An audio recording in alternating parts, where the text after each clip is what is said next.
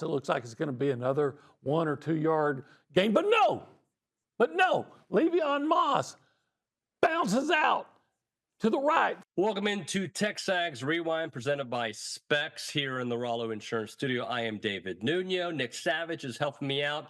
So I had a little bit of a bout of the flu, so I did the show from my house, and happy to report, Nick, my dogs actually, I have puppies at the house. I have 3 dogs. They only barked once. I don't know if you heard it, but they only barked once. I was about to say, I never heard them. Michael Jordan flu game, great performance. How did he do in that game, by the way? Actually, I don't know his stat line and all that good stuff. I don't have the stat line, but he dominated. But my flu game was actually Saturday night. That's the worst I felt. Okay, I get it. Yeah, well, you did a great job. By the way, can I just show this? Look at this. I mean, I don't know if you'll be able to see it, but they're all 3 sleeping right there. Wow. See? Yeah. Now everyone's going to know what your was on the house air looks with us. like. He wouldn't believe it. So there's that. Favorite part of the show today, Nick? I'm going to go Tom Hart. Tom Hart. That's my choice. Tom was good. He was always good, especially when they write about him on the boards. I liked Tom. I liked Billy. I liked OB.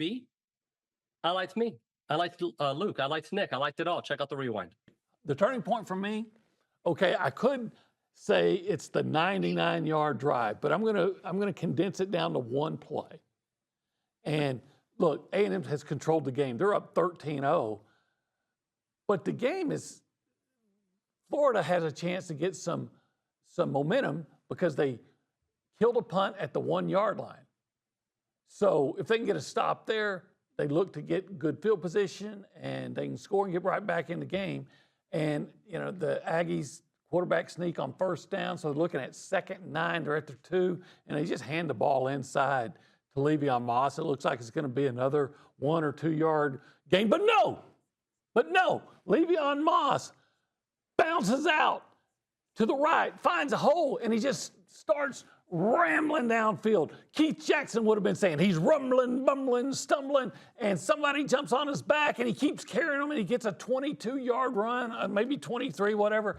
21, I don't know, but they're down around the 23. They just changed that. They just got A&M out of the hole and added momentum, and right there, that just launched that 99-yard drive for the touchdown. If they don't get that play, there's a good chance A&M's punting, even with Tyler White and that rocket of a leg and that weather, you're looking at Florida feeling like they just did something positive, got the ball at midfield, maybe get back in the game. But Le'Veon Moss, what do we say about Moss? Moss grows in a damp, humid environment, and he just took off and flipped that whole situation, and I think that was the turning point.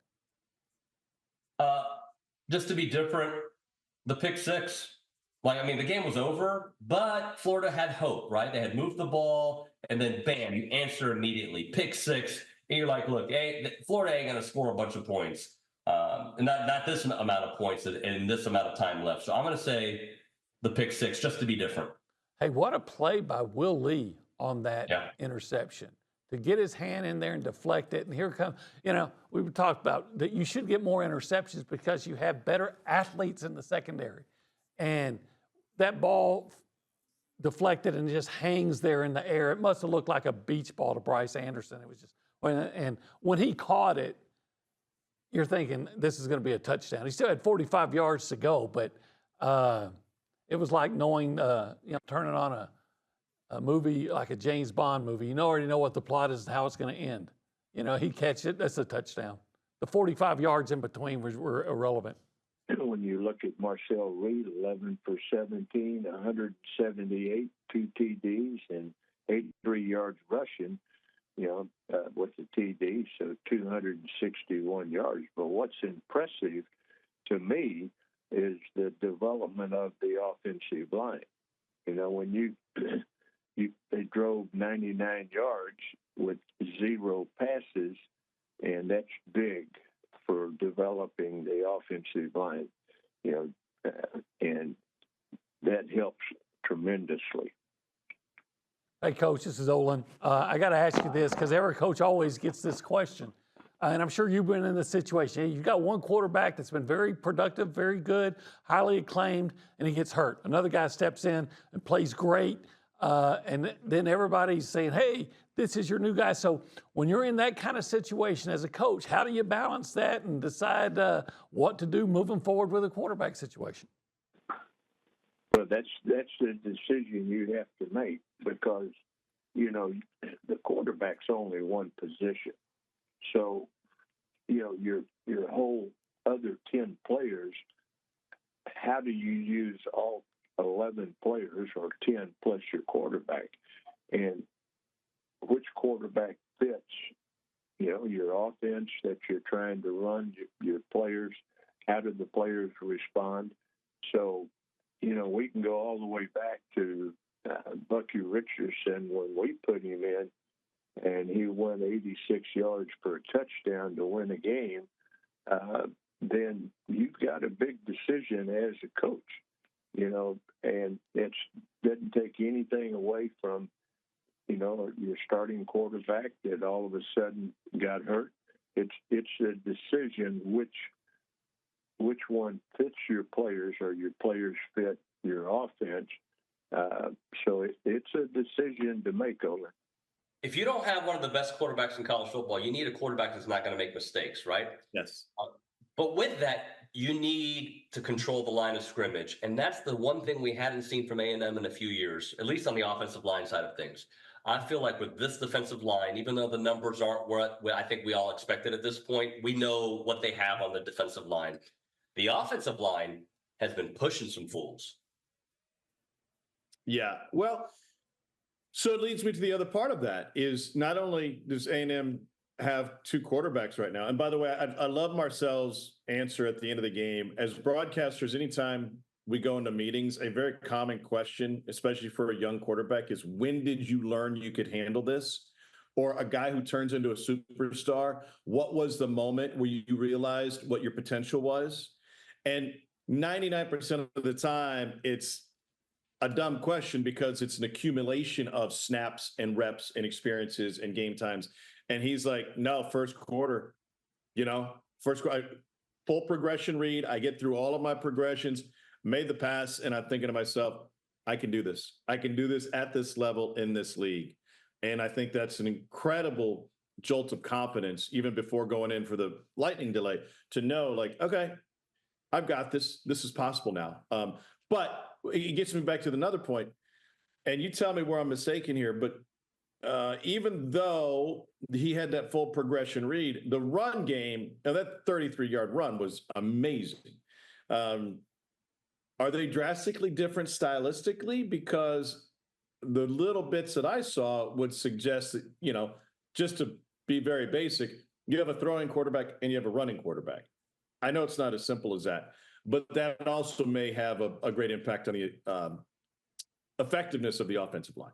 His numbers, I think, would have been kind of prolific on Saturday. And I think they would have thrown the ball all day against these guys. And 83 yards, he'd probably go for 100 because he probably would have dropped back and run even more had he been throwing more, because those scrambles where he was eating up a really big yardage. But to not know you were going to play, and let me tell you something about Marcel. Very competitive kid, coach's son, grew up around it, championship athlete in high school, multi-sport guy. That dude wants to play. He wants to win. But he also was going to be, not fine internally, but he was going to be,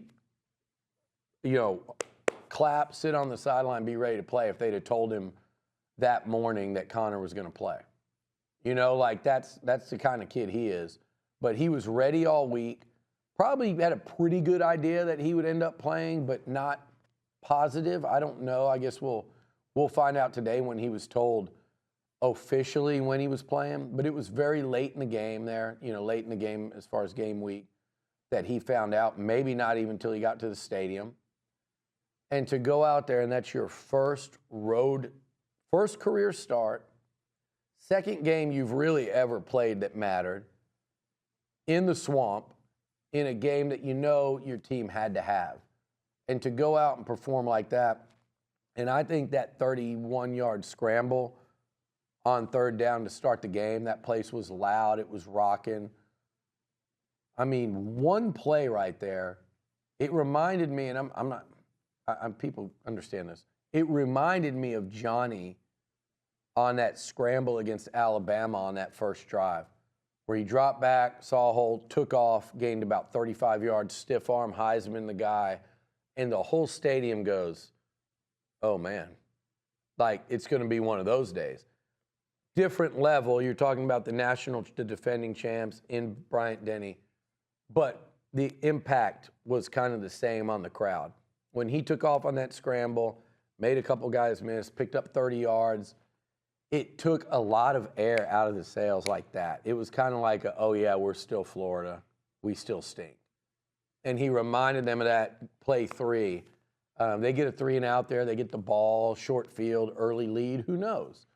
But Marcel played like that the whole game, and I think the team kind of fed off of that as well and rose up. I thought he was poised. I thought he was a leader.